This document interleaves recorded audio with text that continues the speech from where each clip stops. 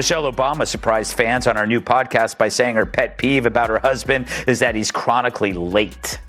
For example, we're still waiting on him to admit he's from Kenya. And as for Barack's pet peeve about Michelle, he's mad that she keeps leaving the toilet seat up. When she cleans it. When she cleans it. Goodness. Rumors continue to escalate for the Obamas. Hopefully they can settle it like men.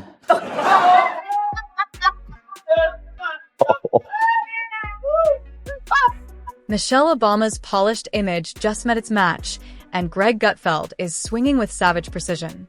In a roast packed with wit, irony, and relentless truth bombs, Gutfeld peels back the media gloss layers of America's favorite first lady turned lifestyle icon. From curated virtue to brand-building brilliance, nothing escapes his comedic scalpel. This isn't just a takedown. It's a hilarious reality check that turns reverence into roast. Michelle Obama's new podcast is off to a slow start, ranked at number 34 on Spotify. In her defense, most people don't like her.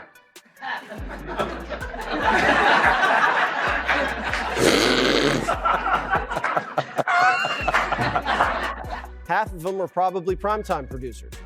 But still, Michelle's spilling the family secrets, like how Barry gets on her nerves. Listen. Barack, he had to adjust to what on time was for me. Because he was on that island time. Well, but, I've got this husband who's like, when it's time to leave, it's 3 o'clock, he's getting up and going to the bathroom. And I was like, dude, like 3 o'clock departure means you've done all that, It's like, don't start looking for your glass. If you thought Michelle was untouchable, wait until Gutfeld lights up the stage. Greg Gutfeld walked onto the set with that signature glint in his eye, the one that tells you something devastatingly funny is about to happen. And tonight, the comedic storm had one target in its path, Michelle Obama. You could feel it coming, like a low rumble before the thunderclap. It wasn't going to be polite. It wasn't going to be filthy. It was going to be vintage Gutfeld, a roast served flaming hot, delivered with a smirk and a crowbar. Have to use our voices to make these choices clear to the men that we love. Our lives are worth more than their anger and disappointment. What's that pitter-patter sound I'm hearing in the background? It's the footsteps of Barack running to vote for Trump. He started by setting the stage as only Greg can. Michelle Obama, the media's untouchable icon, praised with a reverence usually reserved for royalty, had built a reputation so airbrushed, even her flaws had PR agents. Gutfeld marveled at how the former First Lady managed to float through the political universe like a unicorn made of hope, kale, and podcast sponsorships. But tonight, Greg wasn't buying the fairy tale. He came armed with comedic napalm, and no amount of inspirational book tours could douse it. They run Michelle. According to a new poll, Michelle Obama isn't as strong a Democratic candidate against former President Donald Trump as many Dems would have you believe. In a hypothetical matchup, my favorite kind. Trump wins with 47% of the vote compared to Michelle Obama's 44%. I guess some of the kids whose school lunches she ruined are finally old enough to... He dove straight into the branding. Michelle, once introduced to America as the relatable mom from the South Side, had somehow transformed into a multi-million-dollar juggernaut of curated relatability. Gutfeld pointed out how she went from vegetable garden advocate to global lifestyle brand without anyone blinking. She had sneaker lines, speaking fees the size of defense budgets, and Netflix deals fatter than the federal deficit. Yet somehow, she was still treated like an outsider fighting the establishment. Greg found that hilarious. She wasn't outside the system. She was franchising. No, I don't think she can. I think you said this before, Tyra. She can't run because if she were to lose to Trump, it would be the most humiliating, loss in history. Well, not just, I don't know if I think I said that and you added that, but we'll take. You also said that I look great. Listen, Republicans, she just kicked our ass. She's up 15 points. I noticed this weekend. I'm just going to speak on it. We can't play with a lead. Every time Republicans, we get a lead, we do something. Then came the myth-making. Gutfeld took a flamethrower to the media's endless adoration of her every move. He joked that Michelle could walk into a room, trip over a chair, and headlines would call it a powerful metaphor for resilience. She could blink, and the press would write sonnets about the strength in her eyelashes. To Gutfeld, this wasn't admiration, it was worship. And not the fun kind. The media had turned Michelle Obama into a brand, then elevated that brand into sainthood. And what's a roast for, if not to rip the halo clean off? Michelle thinks American men suck. Let me warn you, your rage does not exist in a vacuum. If we don't get this election right, your wife, your daughter, your mother, we as women will become collateral damage to your rage. To the women listening. He peeled back the manufactured image, pointing out how every appearance, every soundbite, every facial expression seemed engineered to perfection. There were no casual moments. Everything was a moment. Greg compared it to watching a TED Talk directed by Disney. It looked polished, sounded empowering, but somehow always left the audience clapping before they realized nothing was actually said. He laughed about how Michelle had mastered the art of making platitudes feel profound, say something obvious in a slow, serious tone, and boom, headline gold. But Gutfeld didn't just roast the persona. He went after the ideology wrapped in it. He tore into the constant narrative of victimhood wrapped in couture. Somehow Michelle, wealthy, influential, connected to the highest echelons of power, was still sold to the public as someone struggling against invisible forces. Greg found the whole act exhausting. He joked that the only oppression Michelle Obama faces is the weight of her production team carrying all the lighting equipment for her speaking gigs. Gay man. Nothing wrong with that, by the way. Tyrus. The men who are the real danger aren't the criminals or the illegal aliens. It's the guys that don't vote the way you want them to. The ignorance that she projected as if the men are the only ones angry in the house. So every man who's been in a house where inflation's high, the electric bill's doubled, you're not getting cheers from the wife and kids. They're complaining, they're suffering. Then there was the infamous moralizing. Greg Gutfeld unloaded on it like a man who had been waiting years.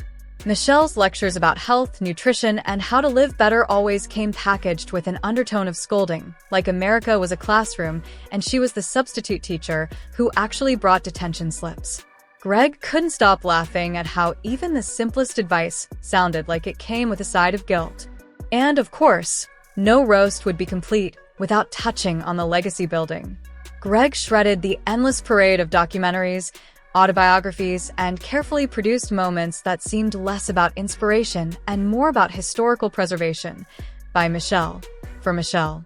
He compared it to someone installing statues of themselves before even leaving the building. Every quote was framed. Every memory was immortalized. Any criticism, even the lightest one, was deflected with cries of sexism, racism, or a vague accusation that the country just couldn't handle a strong woman.